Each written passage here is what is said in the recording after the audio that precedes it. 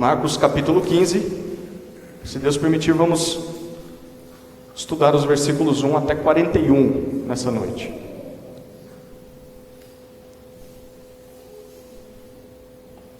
Fique com a Bíblia aberta, desative as notificações, se possível desligue os dados móveis, Wi-Fi, deixe o celular aberto aí, deixe a Bíblia aberta. Nós vamos estudar esses versículos e peço para que você se concentre, porque essa é uma das passagens mais importantes do Evangelho de Marcos, e eu diria uma das mais importantes da Bíblia. Esse texto fala sobre a crucificação de Jesus. E eu quero começar esse tempo perguntando para você: o que a cruz significa? Para você, o que a cruz significa? Para algumas pessoas, a cruz é pingente de joia. Talvez até esteja pendurado no seu pescoço, nas suas orelhas. Para outras pessoas, a cruz é um adesivo de carro, ou de armário, de guarda-roupa. Para outros, a cruz é um símbolo de religiosidade. E você percebe isso pelas maneiras com que se referem à cruz. Para outras pessoas, a cruz virou até tatuagem. E não tem problema se você considera a cruz dessas formas que eu disse ou outras. Mas será que todas as pessoas que usam a cruz dessa maneira realmente sabem o que ela significa? Aliás, você sabe o que a cruz significa? O que a cruz representa realmente? Qual é o impacto da cruz na história?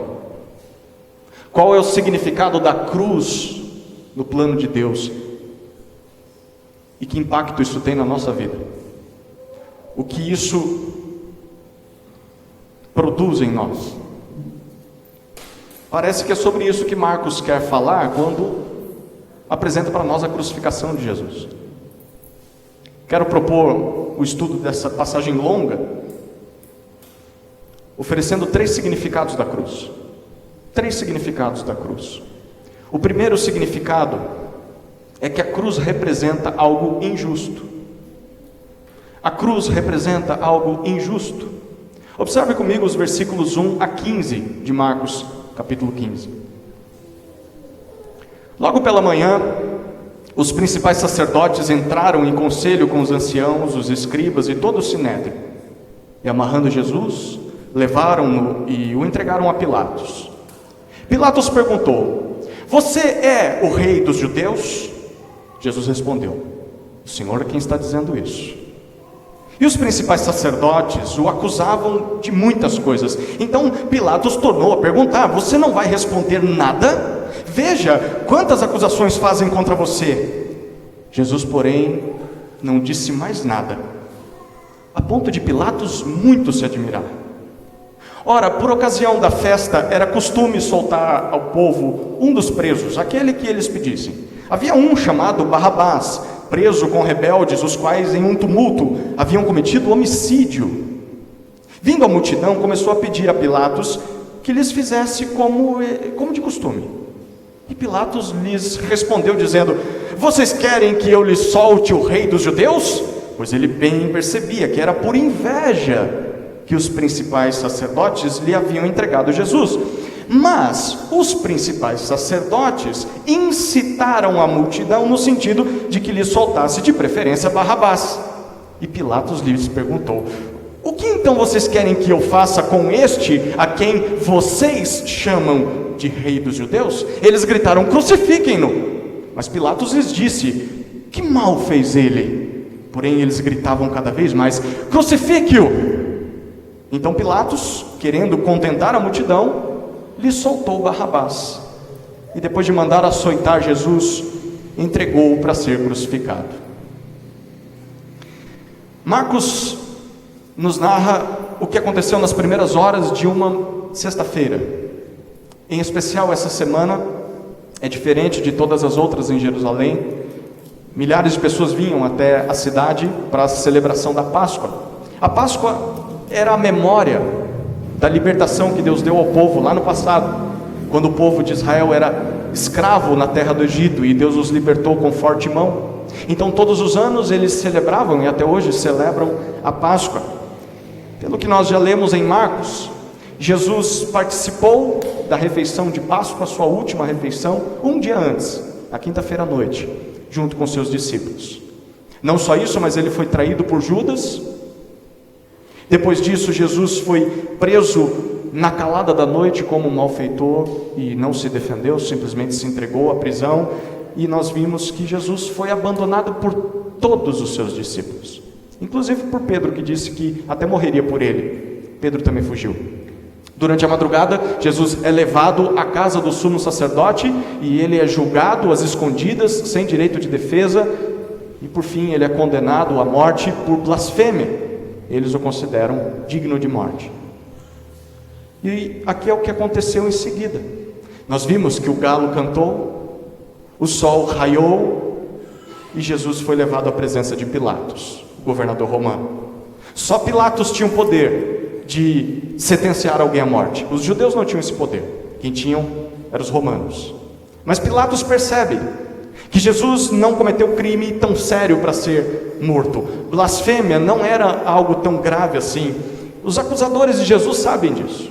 Então, como eles oferecem Jesus para Pilatos? Eles oferecem sob a acusação de que ele se considera o rei dos judeus. Bom, se Jesus é um profeta, se ele está sendo condenado por blasfêmia, o problema é de vocês. Mas se Jesus diz que é um rei e diz que é o rei dos judeus, aí o negócio é diferente. Por quê? Porque se Jesus é um rei, então ele é um revolucionário. E naquela época os judeus estão sujeitos aos romanos. Então se Jesus é o rei, logo ele vai levantar uma revolta contra Roma, e isso vai ser problema para Pilatos. Pilatos vai ter que resolver esse conflito. Imagine, a multidão ali reunida em Jerusalém, se levanta um rei dos judeus, ia ser difícil conter a bagunça. Então, por isso Pilatos arregala os olhos desse tamanho quando ouve falar que Jesus é o rei dos judeus. Mas quando ele começa a confrontar Jesus, primeiro que Jesus não diz nada. Então Jesus não assume ser o rei dos judeus, e também Jesus nem se defende das acusações. E as provas não convencem. Coloque-se no lugar de Pilatos, o que você vai fazer? Bom, no mesmo momento em que isso está acontecendo, ali onde Pilatos está, do lado de fora nós vemos um movimento na multidão.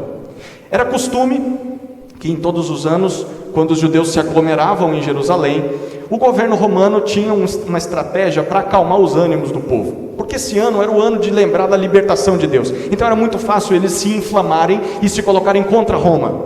Então, para acalmar o povo, era costume soltar um dos prisioneiros judeus que estavam sob o poder de Roma. Provavelmente eram pessoas que eram líderes entre o povo, que tinham tentado algum tipo de revolta contra Roma, e eles soltavam esse líder para tentar apaziguar o povo e deixar, olha, fiquem na sua, a gente está sendo bonzinho com vocês. Então era costume, o povo se reúne ali, pedindo para que Pilatos faça como de costume. Pilatos pergunta: vocês querem que eu solte esse aqui? O rei de vocês? O rei dos judeus? O povo, motivado pelos sacerdotes, que agora não estão mais acusando Jesus, mas foram entre a multidão, o povo prefere que outro homem seja solto. O povo prefere que Barrabás, que é um revolucionário comprovado, o texto diz isso para nós, Barrabás foi responsável por um motim, por uma confusão que gerou a morte de uma pessoa, provavelmente um soldado romano, e por isso ele está preso. Eles pedem que Barrabás seja solto. E aí Pilatos pergunta: o que eu vou fazer com o rei dos judeus? Eles dizem que ele assuma o lugar de Barrabás, que ele seja crucificado, crucificado como um bandido culpado de revolta contra Roma. A cruz era o pior tipo de morte que alguém poderia sofrer durante todo o Império Romano. A cruz trazia consigo um recado do imperador. É como se, ao ver alguém crucificado, as pessoas pudessem ler nas entrelinhas: é assim que Roma trata os seus inimigos. É como se o imperador estivesse dizendo: você vai encarar? Se você tentar alguma coisa contra o imperador, você vai acabar como essa pessoa crucificada. Todo judeu do primeiro século, e Jesus é um destes, Todo judeu do primeiro século ouviu falar de alguém que foi crucificado, ouviu com os próprios olhos um líder judaico que, na ânsia por libertar o povo da opressão de Roma, acabou sendo crucificado. Alguns destes diziam ser o Messias. Alguns, durante toda a história de Israel, surgiram dizendo: eu sou o libertador de Israel. Outros simplesmente não diziam ser o Messias, mas queriam ver sangue, queriam ver guerra, pessoas que queriam confusão apenas. Mas o destino deles sempre foi o mesmo: a crucificação, uma morte humilhante, cruel e demorada. Há relatos de que alguns homens passavam dias crucificados até que chegassem a morrer. E em todos os casos a mensagem por trás da crucificação era a mesma. Aqui está mais um que tentou se colocar contra o domínio romano, e é assim que nós tratamos os nossos inimigos. Você vai querer ser o inimigo de Roma? Essa era a mensagem da cruz. Mas o que é esta cruz, a qual Jesus está sendo condenado por Pilatos? O que esta cruz significa? Para quem está prestando atenção ao que Marcos escreveu, essa cruz significa algo injusto.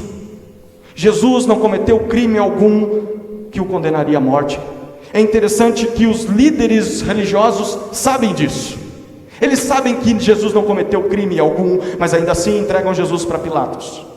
É interessante porque o próprio Pilatos sabe disso. Pilatos percebe que não há provas, mas ainda assim leva a questão para que a multidão decida. A própria multidão sabe quem é o criminoso da história. O criminoso é Barrabás. Barrabás foi o responsável pela morte de uma pessoa, não Jesus. Mas ainda assim, aquela multidão prefere condenar Jesus à cruz, no lugar de Barrabás. Porém, o mais impressionante é que a quarta pessoa que sabe de tudo isso é Jesus. Jesus sabe que não cometeu crime algum para ser crucificado, mas ainda assim ele não se defende. Ele fica em silêncio. É uma das poucas vezes no Evangelho de Marcos que Jesus fica em silêncio.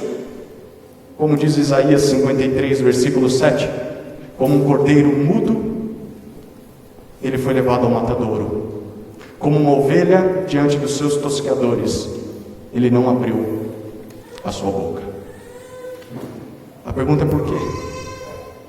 Por que Jesus não se defendeu? Por que Jesus não disse nada? Bom, a gente vai descobrir isso mais para frente. Mas por enquanto, Marcos quer que nós saibamos: a cruz representa algo injusto. A cruz não era para Jesus. Jesus é inocente. Barrabás é quem merece a cruz. Mas Barrabás vai sair impune por seus crimes. Naquela sexta-feira de Páscoa, o dia em que se celebrava a salvação que Deus deu a Israel, onde um cordeiro era morto, um cordeiro sem defeito era morto, aquele cordeiro que preservou os primogênitos lá no Egito.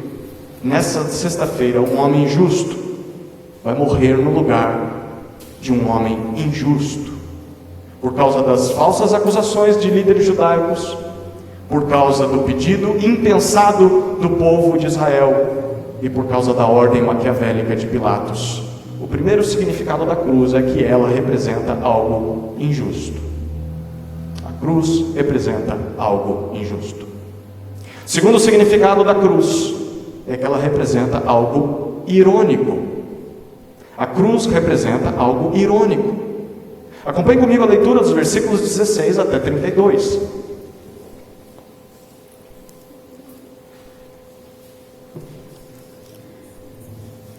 Então os soldados levaram Jesus para dentro do palácio, que é o pretório, e reuniram toda a tropa. Vestiram Jesus com um manto púrpura e, tecendo uma coroa de espinhos, a puseram na cabeça dele. E o saudavam, dizendo: salve, rei dos judeus! Batiam na cabeça dele com um caniço, cuspiam nele e, pondo-se de joelhos, o adoravam. Depois de terem zombado dele, tiraram-lhe o manto púrpura e o vestiram com suas próprias roupas. Então conduziram Jesus para fora, a fim de o crucificarem. E obrigaram Simão Cireneu, que passava, vindo do campo, pai de Alexandre e de Rufo, a carregar a cruz de Jesus. E levaram Jesus para o Gólgota, que quer dizer o lugar da caveira. Quiseram dar-lhe para beber vinho misturado com mirra, mas Jesus não aceitou. Então crucificaram Jesus e repartiram entre si as roupas dele, tirando a sorte para ver o que cada um levaria. Eram 9 horas da manhã quando o crucificaram, e a inscrição com a acusação contra ele dizia: o Rei dos Judeus. Com ele crucificaram 2 ladrões, um à sua direita e outro à sua esquerda. E cumpriu-se a escritura que diz: com malfeitores foi contado.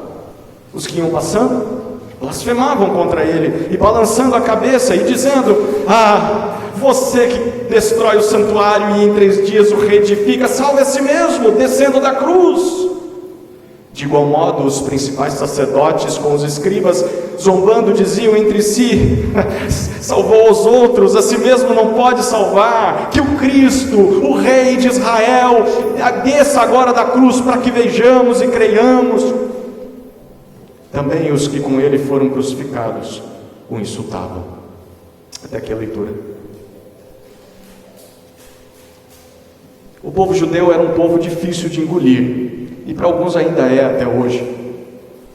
Diferente de todas as outras nações, eles tinham apenas um só Deus. Todos os outros tinham vários deuses, eles só tinham um. Eles estavam dispostos até a morrer por esse um só Deus que eles tinham. Mas não só isso, eles não trabalhavam aos sábados, isso era um problema para a economia. Eles não compravam os ídolos que os povos faziam. Eles eram contra a idolatria. Eles deixavam de comer certos alimentos que todo mundo comia, e isso também era um problema. E quando havia aquelas celebrações em que o povo era convidado, ou melhor, intimado a se prostrar diante do imperador, os judeus se recusavam. Então às vezes o imperador se colocava contra uma cidade por causa dos judeus. Então as pessoas não gostavam muito dos judeus, especialmente os romanos. Por essa razão, a maioria dos romanos odiava os judeus. Eles eram considerados perturbadores da ordem. Por isso, sempre que um soldado romano pudesse humilhar e torturar um judeu, ele ia aproveitar a oportunidade o máximo que ele pudesse. E é exatamente isso que está acontecendo aqui, especialmente com aquele que se diz o rei deles, né? Então toda a raiva, todo o ódio dos romanos contra os judeus está sendo desferida contra Jesus. É isso que os soldados estão fazendo. Os soldados zombam de Jesus, espancam Jesus, tratam Jesus como rei. É óbvio que eles estão sendo irônicos, como quem está dizendo: é isso o que o rei dos judeus e todos os outros judeus merecem. É assim que nós vamos tratá-los. Depois de se divertirem às custas de Jesus, eles levam Jesus para um local fora da cidade, onde se crucificavam os malfeitores. Durante o percurso, o crucificado, ou melhor, o condenado à crucificação, ele era chicoteado pelos soldados, e ele era obrigado a levar uma das partes da sua cruz, aquela onde ficariam pendurados os seus braços. É uma viga de madeira grande, pesada. Ele já estava ferido e ele tinha que arrastar aquele pedaço de madeira desde a sua condenação até onde ele seria crucificado, onde a outra estaca, aquela na vertical, já estava preparada. Você precisa imaginar a cena aqui. Jesus está cansado. Jesus passou a madrugada em claro. Não só isso, mas Jesus está com fome. A última refeição foi à noite com os discípulos. Jesus está ferido porque já não é a primeira vez que ele apanhou de judeus, depois apanhou dos romanos. Em vários momentos Jesus tropeça. Ele não aguenta carregar aquela pesada viga. E nisso os soldados estão vendo que o negócio vai demorar. Então eles obrigam um tal Simão, o texto diz que é um Simão Cireneu, ou Simão de Cirene. Cirene é uma cidade ao norte da África. Esse homem estava ali passando, e eles obrigam esse homem a ajudar Jesus na sua jornada de carregar a cruz. A referência ao nome desse homem e dos filhos dele, o Alexandre e o Rufo, provavelmente pode ser um indicador de que os leitores originais conheciam esses camaradas. Há quem diga que eles eram membros da igreja de Roma, onde essa carta está sendo escrita, esse livro está sendo escrito, e para quem está sendo escrito. Bom, mas a ênfase de Marcos não está nessas pessoas, a ênfase de Marcos está no sofrimento de Jesus.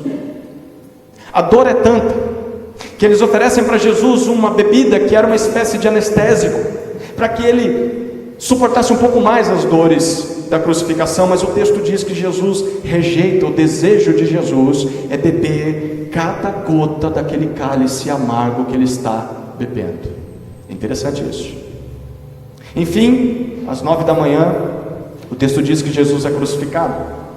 Naquela cruz que não era para ele, aquela cruz que era destinada ao Barrabás, e Jesus é crucificado ao lado dos dois companheiros de motim, os companheiros de Barrabás, sob a indicação do seu crime. O crime de Jesus foi ser o rei dos judeus. E enquanto agoniza aquelas primeiras horas de sofrimento pendurado naquela madeira, Jesus tem de ouvir mais zombaria. Primeiro, ele ouve zombaria dos que passam. Segundo, ele ouve zombaria dos principais sacerdotes. E é interessante, até mesmo os bandidos que foram crucificados com ele estão zombando dele. Há dois detalhes principais que devem nos chamar a atenção nessa passagem. O primeiro detalhe é sobre o cumprimento de algumas profecias do Antigo Testamento. Durante a sua vida, Jesus cumpriu várias profecias feitas pelos profetas de Deus lá no passado. Alguns dizem que isso foi só uma armação. Jesus não passava de um enganador. Mas agora Jesus está completamente vulnerável. Ele não tem controle sobre qualquer situação. Ele está preso, ele está sendo arrastado, torturado. Mas ainda assim, ao ser crucificado e pendurado na madeira, as suas vestes são repartidas entre os soldados.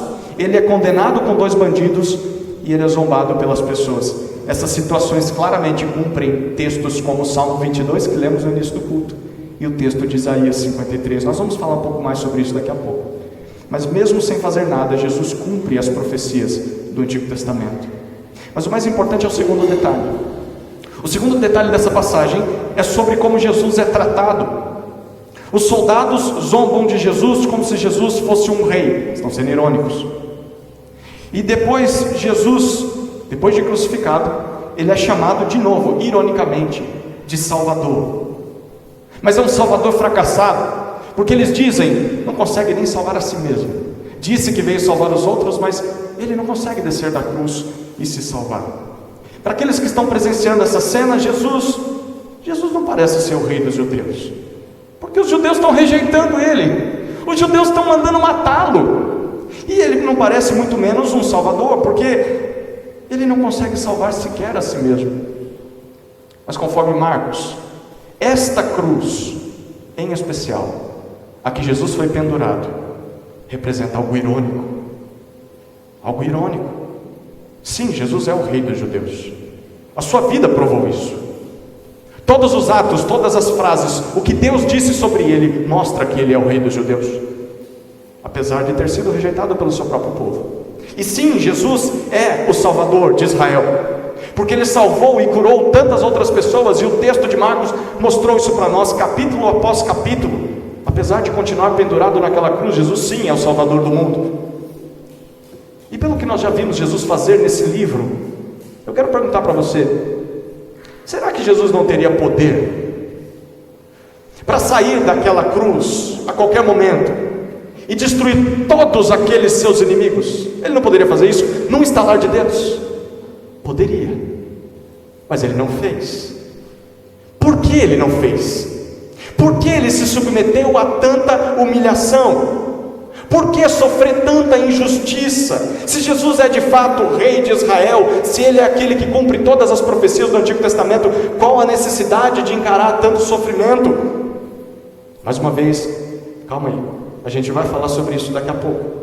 Mas por enquanto, Marcos quer que eu e você saibamos que o segundo significado da cruz de Jesus é que ela representa algo irônico. Apesar de ser rejeitado e humilhado, Jesus é o rei dos judeus, Jesus é o Salvador de Israel. O terceiro e último significado da cruz que Marcos nos apresenta é que a cruz representa algo improvável. A cruz representa algo improvável. Olhe comigo os versículos 33 até 41.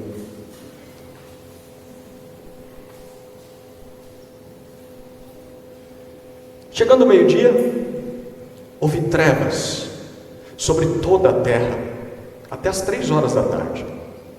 E às 3 horas, Jesus clamou em alta voz: Eloi, Eloi, lema sabachthani. Isso quer dizer: Deus meu, por que me desamparaste? E alguns dos que estavam ali ouvindo isso diziam: vejam, ele chama por Elias. E um deles correu para embeber uma esponja em vinagre, e colocando-a na ponta de um caniço, deu-lhe de beber, dizendo: esperem, vejamos se Elias vem tirá-lo. Mas Jesus, dando um forte grito, expirou. E o véu do santuário se rasgou em duas partes, de alto a baixo.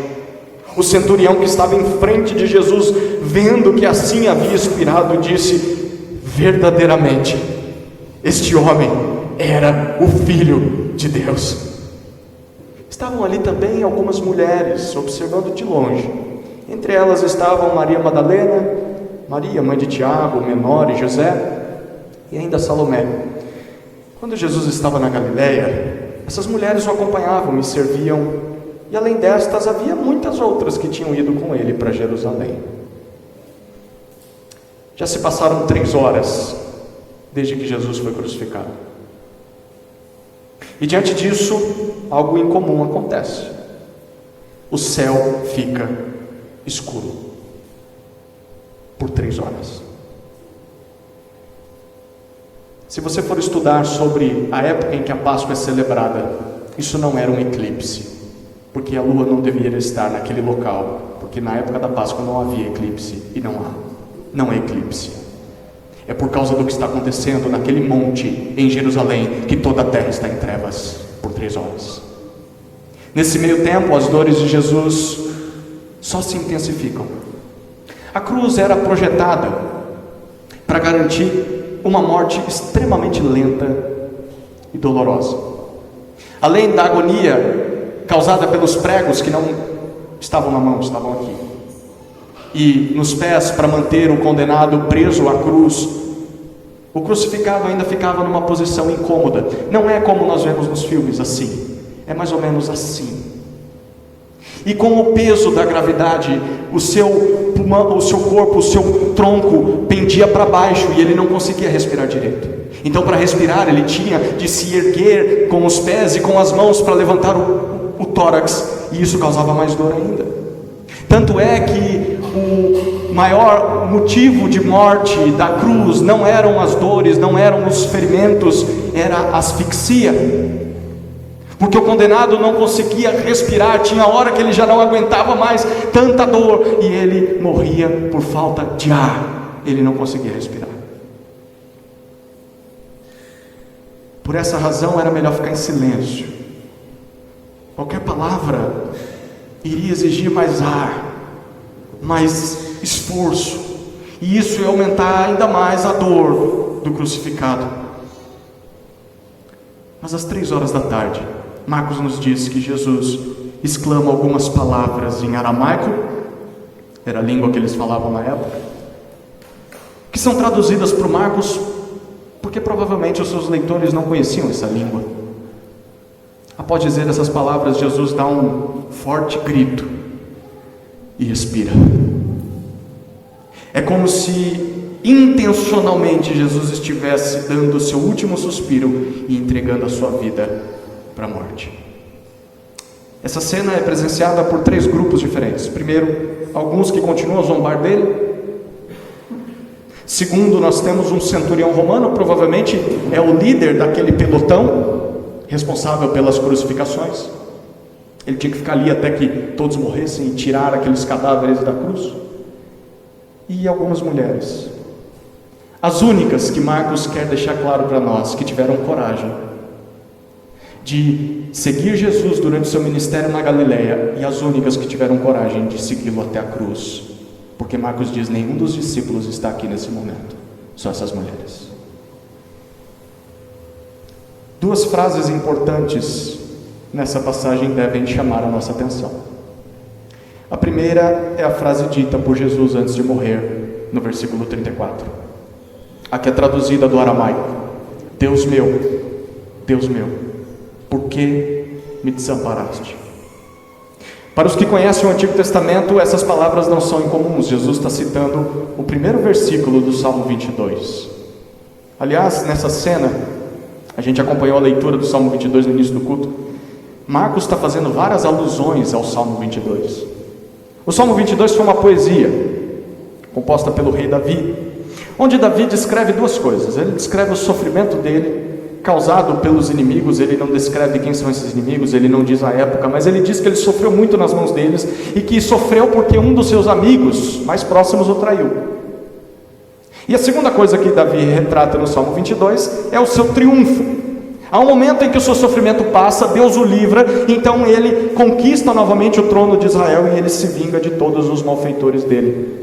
Ao mesmo tempo, quando você lê o Salmo 22, parece que Davi está falando de si mesmo, mas está falando de alguém além dele mesmo, uma espécie de rei divino, que sofre antes de assumir o trono do universo. E parte desse sofrimento envolvia ser traído por alguém muito próximo, envolvia ser zombado pelos seus conterrâneos e ser abandonado pelo seu próprio Deus. Conforme Marcos, é exatamente isso que está acontecendo com Jesus na cruz.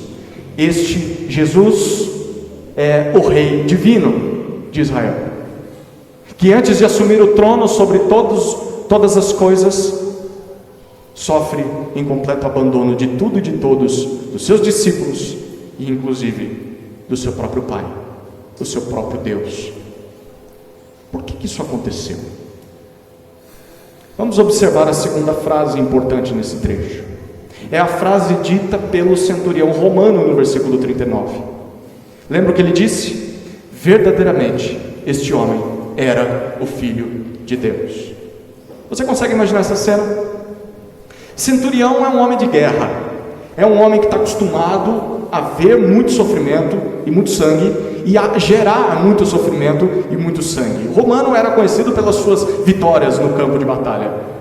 Um soldado romano, depois, se não morria nas batalhas, depois de muitos anos lutando, alguns eram aposentados, mas eles tinham que trabalhar. Então, alguns soldados recebiam um cargo de centurião.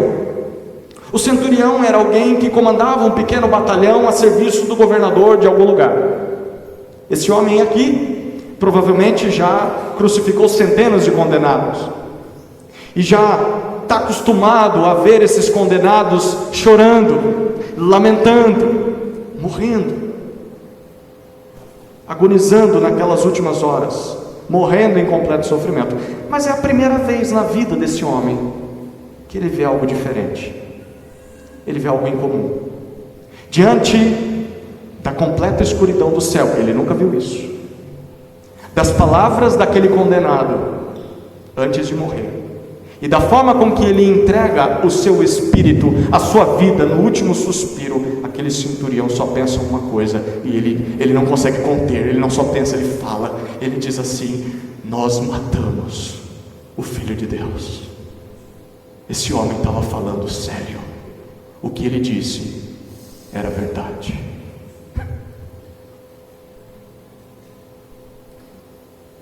Vamos contar isso. Marcos quer deixar bem claro para nós que a cruz onde Jesus foi morto representa algo improvável. Na cruz, o Filho de Deus, o Rei de Israel, foi completamente abandonado por seu Pai. Quem é que poderia imaginar um negócio desse? Naquela cruz, além do completo abandono do seu Pai, nós não vemos sequer um discípulo. Não há um discípulo para se compadecer da dor do seu mestre. Há apenas aquelas mulheres desprezadas pela cultura da sua época. Só elas foram fiéis a Jesus até o fim. E como se isso não bastasse, não há um judeu sequer para assumir que aquele era o seu rei, que aquele era o Filho de Deus prometido no Antigo Testamento. Apenas um romano pagão, acostumado a matar pessoas, é capaz de reconhecer isso. E para quem está atento à leitura de Marcos, essa é a primeira pessoa em todo o livro que lucidamente, por iniciativa própria, reconhece que Jesus é o Filho de Deus.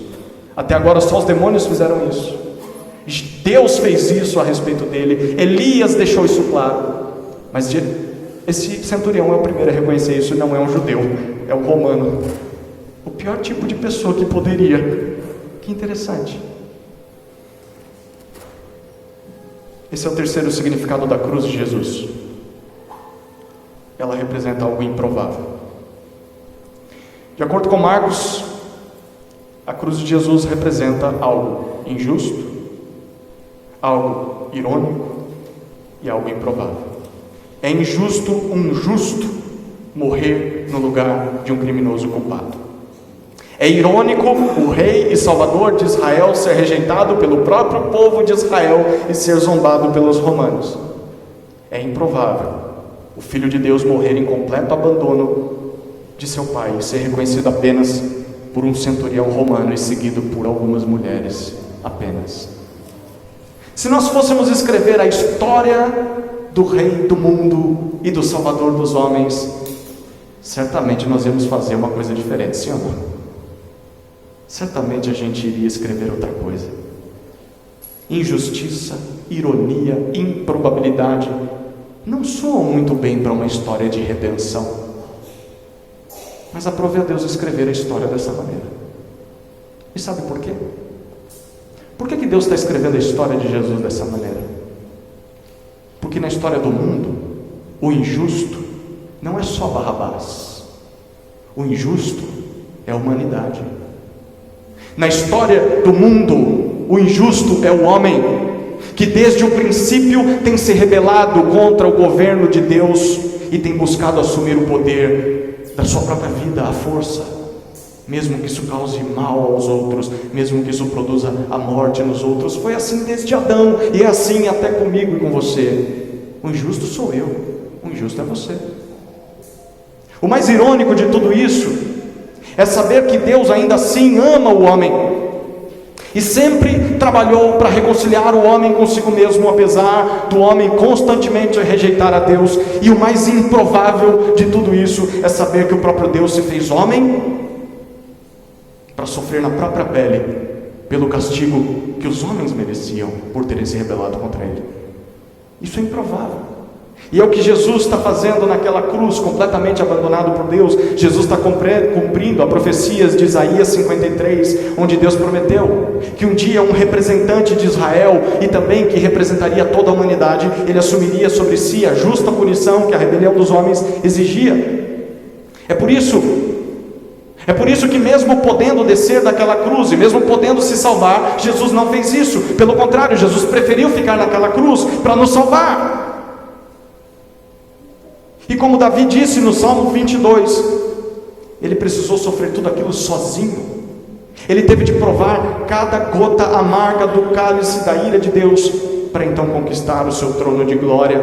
Mas aí você pergunta, o que essa história tem a ver comigo? Bom, eu quero te convidar a voltar os seus olhos para o versículo 38, porque tem um comentário no versículo 38 que, se você não reparar, parece que passa desapercebido, mas o que Marcos diz para nós no momento em que Jesus morreu, ele diz que o véu do santuário se rasgou ao meio, de cima a baixo. Que véu é esse? Esse véu era uma cortina muito grossa que, dentro do templo em Jerusalém, separava o local dos sacrifícios, que era o local mais comum, do Santo dos Santos, onde Deus se manifestava apenas ao sumo sacerdote uma vez por ano, quando o sacrifício era oferecido pelos pecados de todo o povo, inclusive do sacerdote. E ao dizer que o véu se rasgou, Marcos está afirmando tudo aquilo que Jesus já disse até agora sobre o templo e sobre o que ele veio fazer. Marcos está dizendo para mim e para você: através desse alto sacrifício de Jesus, aquilo que impediu os homens de se relacionarem com Deus foi rompido. Agora todos os homens podem encontrar a Deus, pois Jesus pagou por todos os seus pecados, e isso está disponível a todos aqueles que creem que Ele é o Filho de Deus. É isso que Marcos está dizendo para mim e para você. Hoje não é mais necessário o templo, não é mais necessário o Santo dos Santos, não é mais necessário os sacrifícios oferecidos ano após ano. Jesus pagou por todos os pecados de uma vez por todas. É isso que Marcos está dizendo para mim e para você. E aqui está um bom resumo do que a cruz significa para Marcos. E é um bom resumo dessa mensagem. Jesus é o rei de Israel, que foi rejeitado pelos judeus e crucificado pelos romanos, mas que através da sua morte na cruz salva todos aqueles que o reconhecem como Filho de Deus. Amém. Amém. Através de Jesus, os injustos, como eu e você, recebem o perdão de Deus, porque o justo morreu no nosso lugar. Através de Jesus, a ironia dos soldados romanos se torna realidade nas nossas vidas. O que os soldados estão fazendo, nós fazemos, porque nós veneramos Jesus como Deus, nós veneramos Jesus como Rei. Aquilo que eles fazem ironicamente, nós fazemos sinceramente pelo que Ele fez por nós na cruz. E através de Jesus, o improvável acontece. Há pessoas improváveis. Jesus salva pessoas de quem ninguém espera nada. Sou eu e é você. O que tínhamos para oferecer para Deus, o que tínhamos para oferecer para as pessoas, o improvável aconteceu. Ele salvou a gente através da cruz. O injusto, o irônico e o improvável acontece. E diante de toda essa cena, eu quero que você reflita muito bem. Com qual desses dois grupos que o texto apresentou você se identifica? Eu desafio você a ser bem sincero, porque o significado da cruz passa por isso. Você se identifica com aqueles que crucificaram Jesus? Aí você diz, não, eu não. Eu estaria no grupo das mulheres ali. Eu seria o centurião romano, né? Eu reconheceria Jesus. Será mesmo? Deixa eu te perguntar. Eles não reconheceram Jesus como seu rei, não reconheceram Jesus como seu salvador e preferiram silenciar Jesus através da morte de cruz. Você reconhece Jesus como seu rei? Você se submete quando Ele fala? Quando Jesus dá uma ordem, você não questiona, você simplesmente diz, eis-me aqui, Senhor. Ele é teu rei. Você reconhece Jesus como seu salvador? Você se ajoelha diante dele, você clama pelo socorro dele, você pede a ajuda dele, você depende dele. Porque se talvez você disser, não, eu venho para a igreja, meu, não tá bom? Faço uma coisinha boa aqui e ali, não sou uma má pessoa. Todo mundo que estava em Jerusalém era religioso. Todo mundo foi lá por causa da Páscoa. Os sacerdotes que estão entregando Jesus para a morte são religiosos, mas são assassinos. Eles não acreditam em Jesus. E talvez você seja apenas um religioso, e você ainda não tem Jesus como seu Salvador e seu Rei. Então, se isso é verdade na sua vida, você está desse lado da cruz. Você está do lado daqueles que assassinaram o Salvador do mundo. Para você, eu sinto informar, mas para você a cruz nunca vai deixar de ser apenas um símbolo religioso. A cruz não vai produzir efeito nenhum na tua vida. Mas talvez você faça parte do segundo grupo, e aqui é a minha oração, para que você faça parte desse segundo grupo. Aqueles que se mostram favoráveis a Jesus. Dentre eles nós vimos alguns personagens interessantes, Marcos está colocando eles de propósito. Tem o Simão de Cirene, que carregou a cruz de Jesus. Temos o centurião, que reconhece Jesus como Filho de Deus. Temos aquelas mulheres que seguiram Jesus até o final, apesar das consequências, poderiam ter sido mortas também. Perguntinha para você: como eu sei que eu faço parte desse grupo dos favoráveis a Jesus? Você está disposto a carregar a cruz de Jesus e sofrer com Jesus, como Simão fez? Você está disposto e reconhece Jesus como Filho de Deus? Você se submete ao governo de Jesus? Você segue Jesus aonde quer que Ele vá e aonde quer que Ele te mande, mesmo que Ele te coloque em situações de dor, de aflição, de angústia, de sofrimento, de vulnerabilidade? Essas mulheres estão correndo perigo seguindo Jesus. Você se coloca no perigo ao seguir a Jesus? Se a sua resposta é sim, então é desse lado da cruz que você está. Você está do lado dos que foram salvos por meio do sacrifício de Jesus. Para você a cruz representa a sua salvação, porque por meio dela Deus te ofereceu perdão. Louvado seja Deus por isso. Vamos orar, queridos.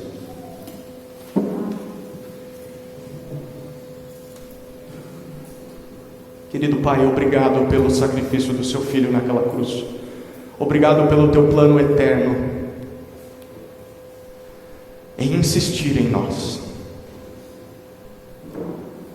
Obrigado por não desistir da sua criação. E por meio da obra do teu Filho, por nos reconciliar consigo mesmo. Jesus, nós te adoramos nessa noite e queremos te dar graças por assumir sobre si a nossa culpa naquela cruz. Obrigado, Senhor. Nós sequer saberemos o tamanho da angústia, da dor, da aflição que o Senhor sofreu naquele local. E não só pela crucificação, mas pelo completo abandono do Pai. E nós te louvamos e nós te amamos, porque tudo aquilo foi por nós. Obrigado porque em momento nenhum o Senhor pensou em si mesmo, o Senhor pensou em nos salvar em obediência ao Pai, e nós queremos te dar graças, Jesus. Obrigado por isso. E obrigado, Santo Espírito, por nos revelar essas coisas, por nos atrair até Jesus, por nos dar um novo coração e nos inflamar de amor a Deus. Obrigado por nos incomodar a abandonar o pecado e buscar a santidade. Obrigado, ó Deus Trino, pelo significado da cruz.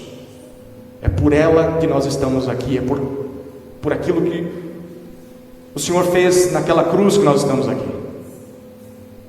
Que nunca esqueçamos disso.